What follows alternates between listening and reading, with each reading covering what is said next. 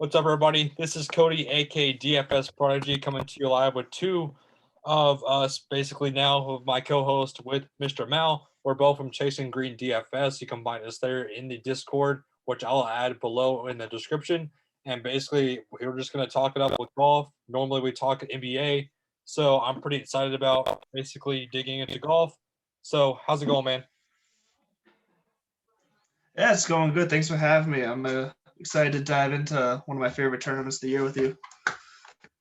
Same, same. So basically, what we're going to start off is breaking it down range by range, basically going from the 12,000 to the 10,000 range to the 900 to the 9,000 range, so on and so forth. Y'all can get the gist. So starting up top, talk to me about this up top range, man. Yeah, I mean, it's pretty cut and dry for me. Definitely starting off with Justin Thomas. Going right there. He may end up being the highest owned here, but his course history, his consistency, recent form is just too good to pass up for only being the third highest price guy up here. So I'm definitely starting my lines with Justin Thomas. He's a core player for me. Exactly. I'm on the same page with Justin Thomas and what we just talked about with the jet lag. I don't think it's going to be there. He got cut from Abu Dhabi, so the jet lag shouldn't be an issue for him.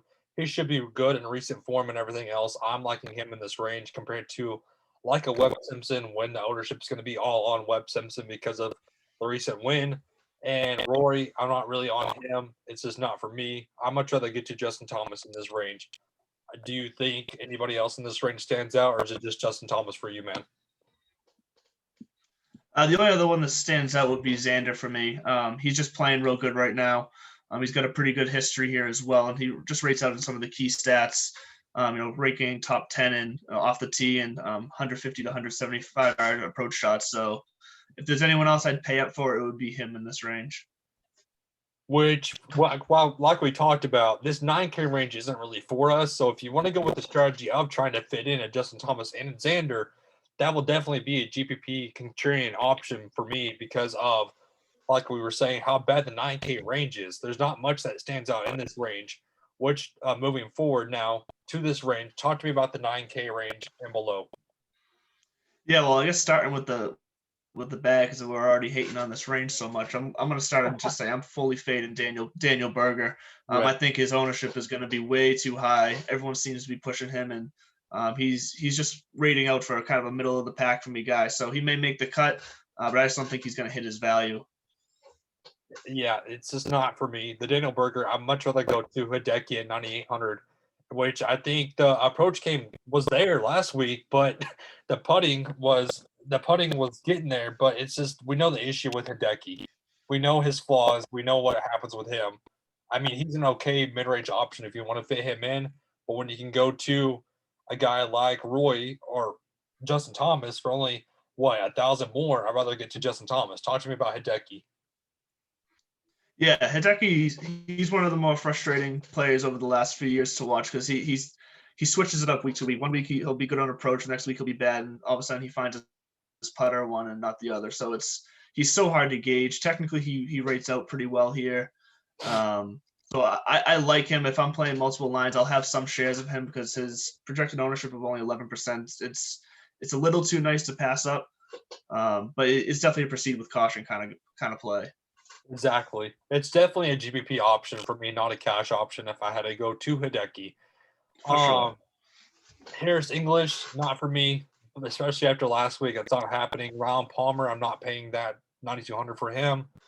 Will Zalatoris is a guy that I know we both just talked about a little bit. The price tag is kind of surprising, but the form is okay. Talk to me about Will Z if you want to get to him. Yeah, the price tag doesn't surprise me all that much. I think he's been a popular play since he's kind of came onto the scene of the last 6-7 months or so. Yeah. So he's in good form. He was a popular play coming into his stint on the tour here. So the price range doesn't surprise me, but I keep going back to ownership this week. 15% ownership is just a little too much for someone with no course history and someone who I think is just going to be overly popular. Exactly. So moving on to this AK range, this is the range where I know we're both definitely like heavy hitters on. Is this range? I like this range a ton. If I had to choose, I would go with a couple of the up top guys, fade the 9K, and then basically go with the balanced build of this 8K range. So talk to me about this 8K range starting up top with Brooks. Yeah, I definitely agree with you. I think this range is where you're gonna win some contests in this range. It's gonna make or break you. So Brooks, I'm actually off this week.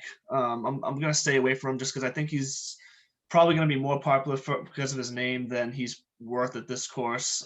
Another instance where he could easily make the cut and be middling, but I just don't think he's going to get it done value-wise. I'd much rather drop down to a Ricky Fowler, who will also be popular, but I think he's a much safer play. Yeah, I do like Fowler at 8,600. I'd rather get to him, especially over Wolf, that the injury is what scares me with him. I don't know how that injury is going to play out. He could easily withdraw. I'm not trusting it. I'm not liking it at all for Wolf. Another guy I wanted to talk about was Gary Woodland. I do like Woodland if you had to fit him in for a GPP sort of guy. The recent form has been there. The approach game. I mean, he looked good coming off the injury, to say the least, and he looks like he's in good form. And that's what he said in a press conference himself was he feels better than he has ever been. I don't mind Gary Woodland. I don't mind Ricky Fowler. Talk to me about these guys right around this range. Yeah, if Woodland is where I land when it comes to the salary that I'm left with, he's a guy that I'd be fine with playing. I'm not looking to start my lines around him, but if I land there, I'm happy with that. I'm comfortable with that. I do like Billy Horschel for $100 more, a bit better if I can afford him. Less ownership, I think he rates out better. He has a surprisingly well course history here. He finished 9th last year, made the cut the last 3 years, and other than missing the cut at the Farmers, he's actually in pretty good form with some top 30 finishes before that. So I like Billy Horschel. I like Gary Woodland. I'm going to avoid Russell Henley. I'm not sure where you stand on Henley. We didn't really talk about him, but I'm avoiding Henley this week. I'd be curious to see what your thoughts are on him.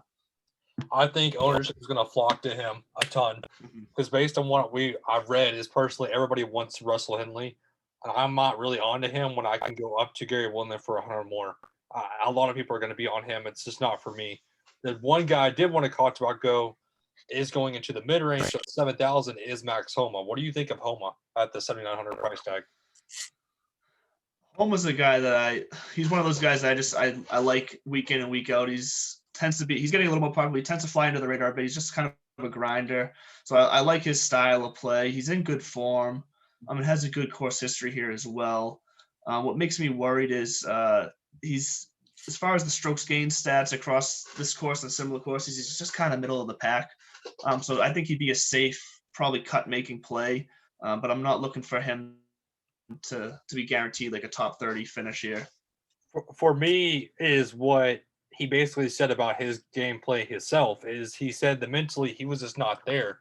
And now mentally he's coming back into form. He's mentally getting prepared for these courses. I'm personally liking him. I think the comments made a big difference for me is basically just how he's played mentally and the mental aspect of his game. I like that a ton. I like his recent form. I'm on Max Homa at 7,900 to say the least. I don't mind him at all on this course. Yeah, with that said, I mean, with those comments that you're mentioning that Homa said, I think he was someone that if there was, for instance, a full crowd like the normal is 200,000 people at this course, I think he would benefit from that because I think someone who's kind of making that turn in the mental game to get into a rowdy crowd who's got your back, who's just cheering you on, I think that puts you over the edge and that makes you turn a corner. So this you could be very well right here. This could be the week for him. It wouldn't be surprising to me if he fully put his game on show this week. So I'd like him there. I'm not starting my lines with him. Exactly. Yeah. Jason Day is not a guy I'm looking at. The back concerns me. Do you like Jason Day, Ortiz, or Sam Burns at all? No, I'm mostly staying away from all three of those. I agree. Jason Day's injury and injury history he's not right. He's not right at the moment. It's just not there for me. Someone I do want to quickly double back to just because I think he's going to be popular is Bubba Watson. We kind of skipped right over him. Yeah. So Watson's interesting because he checks all the boxes as far as history, the key stats for this course. He's one of the most popular players when it comes to this tournament. And when you have other popular players like Phil Mickelson not playing here this year and Charlie Hoffman, who might withdraw again like he did last year. You know, those are the three main guys that come to mind when it comes to the crowd favorites of this course. And to not have the crowd around him that we're typically used to seeing, I'm not sure I'm getting behind Bubba Watson. I think he's the type of player that plays into that crowd and he needs that energy. I'm not sure he's going to find it this week. Yeah, like it's just not for me at that price tag. Also, I don't like the price tag on him. To be honest with you. Yeah, 8,500, 15% projected ownership. That just doesn't line up for me. Yeah, it's not for me. Dropping down back to the 7K range, Champ, Gooch, Norlander, not really for me, but I know you do like Kuchar. Talk to me about Kuchar. Yeah, I do like Kuchar. Kuchar's a safe core play for me this week. The man's just a cut making machine. He very rarely misses a cut. And when I'm going to be playing some riskier plays for value at the bottom of this price range this week, I need to have someone like Kuchar to kind of anchor my lineup around. He plays well here too, so I'm not just blindly going with I hope he makes the cut. I mean, he's got a 16th finish last year, 4th and 5th the 2 years before that. So this is a place that I think he just enjoys playing. And like I said, he rates out pretty well, and I just like him to make the cut. He's going to be a core play for me. See, for me, I like the 7,300 price tag for Benny On. The success here, he's definitely on my radar as a play at this price tag. I definitely like him on this course completely. Do you like him at all, or do you not fading him? Nope, I 100% agree with you.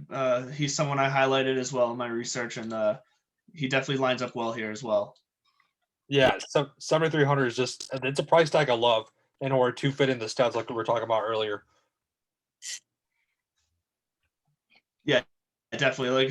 I'm gonna try to get both Xander and JT in my lineups this week. So definitely finding some value down here is going to be key, and he's definitely someone who can return on that. I completely agree with you on that. Moving on, do you like Straka? He's another guy I kind of highlighted and I like who can make the cut and definitely get you some points here. Do you like him or no? I'm off and on with him. I might be a little recency bias for me because I was on him at the Amex and he missed the cut, so that might be a little recency for me. But yeah, I mean he hits a lot of the boxes for me. He's kind of middle of the range. Missed the cut here last year, and the only time he's played it. So I wasn't really looking much to Straka's way, but I'd be curious to hear if you had any more on why you're on him. It's just the ball striking for me that can get him here, and this is a ball striker's course, and I think he can definitely. And he's improved his form with the ball striking, so that's why I'm kind of on him, especially with that price tag. If I want to fit in two studs and getting two low 7K guys like Ann and Straka, I would definitely consider it. You know what I mean? Yeah, I hear you there. I think I'm, and we'll get down there. I'm in love with a couple of the real low cheap plays. So I think when I'm looking at this, I'm keeping that in the back of my head that I know some guys that I'd be fine paying down for as well. But is there any guys like a Knox, like a Thompson, any of these guys list? None of those guys stand out to you because I'm not really on much of them. I like Thompson. He came out. I think he could be a sleeper, and he's a risky play. He doesn't have course history here. He's in pretty good form though, so I like him as a sleeper around 3% ownership. Strictly GPP play. Clark scares me because it's one of those where when I did my rankings, he ranked out a little too well than I expected him to. So Wyndham Clark, everything was telling me to play him, but something inside me was saying, he's got some warning signs there. He's got a good finish here last year, but I don't think he's the way to go this week. Munoz is another guy that's kind of on my radar that I'm looking at. I know he's inconsistent, but I think he can bounce back on this course personally. Yeah, I agree. He was a last minute add to my rankings actually about an hour ago. So I got turned on Munoz as more I looked at the numbers. Yeah, I think his style of game, lines up pretty well here. He's finished 47th last year. Yeah, it fits him here, and he is streaky, but when he's on, he's typically on the first two pages of the leaderboard pretty consistently. So. Moving on towards this 6K range and below, kind of fitting in guys that we're going to have to, in order to hit the balance build. What do you think of the 6K range, starting at the top with Poston, Shingale, Fratelli? Talk to me about those guys. Oh, I love the 6K range. I love all of it. Yeah. Yeah. So if I was going to go to one of the higher price 6K guys, I think I'm going to Tringali. Yeah. Agreed. He just ranks out better. Technically, Bradley, hit a bunch of more boxes than him, but I just can't bring myself to bring Keegan Bradley until I see more out of him on a week-to-week basis. So I would definitely say the safer play at the 6,900 range would be Tringali for me. I like Strillman at the 6,800 price tag. I think he can bounce back here also, similar to Munoz. I think if he makes the cut, he's going to make the cut pretty well. I mean, he grades out to me not a bad option. Yeah, he's got good approach, good greens and regulation. So this is definitely a type of course that could line up well for him. So I don't disagree with that at all. And I do like the 3% ownership, so I would take that chance. Harold Varner is another guy I like, HV3. I don't mind getting to him. I know the approach play. I mean, it's there, but the short game wasn't. I don't mind taking a shot at him and this price tag. Yeah, his putter is what worries me. That's the only issue, yeah. But it's definitely his putting. It's like basically just a cheaper version of Hideki, in my opinion. It's not a bad way to put it. I think that's a good comparison, actually. Yeah, I could see that. He usually comes out strong and then kind of fades a little bit. But he does have, other than missing the cut last year, he did finish 10th and then 38th the 2 prior years to that. He hasn't played a lot recently. He's only played 3 tournaments out of the last 6, and he's missed the cut in twice of them. So I'm not in love with Varner. I'd rather go to the Streelman, like you were saying earlier. Got you. Anybody else up top in the 6K range that you want, like Glover, Moore, Higgs? None of them. Yep. The only other, a lot of these guys are nice, but the only other person I kind of highlighted out was Patrick Rogers. I think could be a big time sleeper here. 6,600, and he finished 16th last year. And I think people will stay off him because he had 2 missed cuts before that. And his form's not the greatest. He's a streaky player, so he's a risky GPP play for sure. But he comes in ranked in the field, 3rd off the tee, 12th on ball striking, 3rd in greens and regulation. So he's just hitting a bunch of the boxes for me that I was looking at this week. And if I'm going to play multiple lines, I may take a stab at him in a couple of them. See, for me, it's going to be Doc Redmond. That price tag is way too low for him, in my opinion. Yeah, he's been playing well as a whole over the last year or so, so I don't disagree with that. Like, I saw the price tag, and I was kind of surprised at how low the price tag was for him, to be honest with you. Yeah, because he's been upper 7s in recent tournaments, hasn't he? Like higher, almost 8K range. Yeah. So I wonder what happened there. That might have been a miscue. So that's another guy I'm basically looking at the same price tag of Rogers. Do you like Denny McCarthy, Hubbard, Lewis, any of them guys? None of them really do it for me. They're nice guys. They could make the cut. It's just I'm not getting to any of them. CT Pan, Cook, Stallings, none of them. Or who are you liking in this lower 6'4" range? And so the guy I'm liking best down here is Keith Mitchell. He's like my number 1 sleeper play of the week. So much so that I have him as one of my 3 core players this week. I love the way he rates out here. I like his recent form. He finished 16th last year.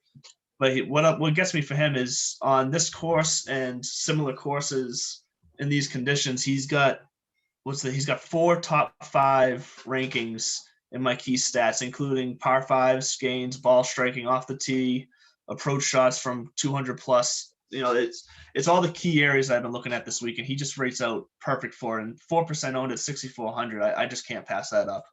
Exactly. I'm definitely on the same page with you on him. Is there anything else lower that you want to go to, or is that pretty much the lowest you're going to? That's probably going to be the lowest I end up playing. There's some other guys out here that could be nice if you need to get down lower, like a JB Holmes or a Nate Lashley. They're all right. Yeah. Hudson Swafford's interesting to me. He had the 9th place finish last year. He's just so up and down. I'm not sure I could bring myself to actually play him, but he's someone who did well here last year. So maybe he found something in the water locally. Who knows? Yeah, literally. Yeah, there's nothing else much I want to get down lower than, like you said, the Mitchell. But Do you have any last closing thoughts before we head out of here, man? No, like I said, I think what we said is that 8K range is going to be key this week. I think you're going to be able to possibly get two top guys and to find the lower owned 8K golfer to go with your value down in the 6K is going to be kind of key to whether you finish in the top 20 or whether you finish in the top 200. It's going to be a big difference in money earnings, I think, this week. Exactly. So that pretty much wraps up for us, guys. Click the like button for me. Subscribe to the YouTube channel. You can find the Discord link below where both of us are just basically chatting up golf, NBA, all sorts of sports in the Chasing Green DFS. Do you have any last closing thoughts, man, before we head out of here? Nope, I'm good. Thanks for listening, guys, and happy you could have me on here. Thank you. Of course, man. So that pretty much wraps up for us, guys. Have a nice and safe rest of your day. Have a good one, everybody.